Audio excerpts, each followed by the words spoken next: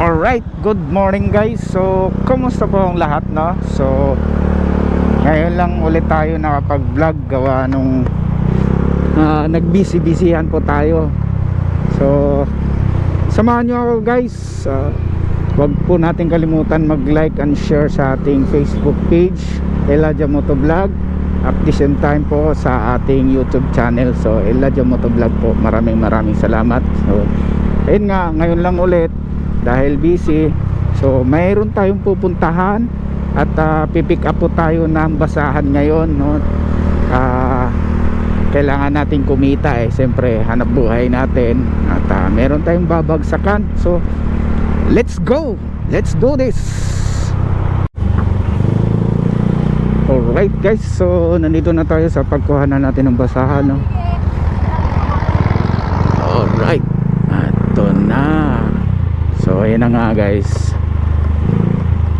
Yun, let's do this.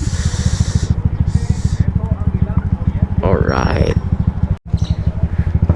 So ayan guys, so wala tayong nakukuhang basahan ngayon dahil may rason naman po si ate.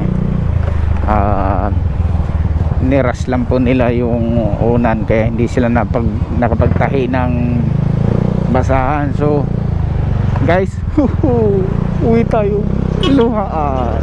So by the way, sa Sabado po at pagtatabihan tayo para for pick up na lang sa Sabado. So let's do this. Vermosa. Alright, Vermosa Boulevard. Wow, ganda, no? Lalong lalo na pag nabuo na to, pag natapos na tong mall na to, Ayala Mall. Dito lang yan sa Tanghari. Let's go.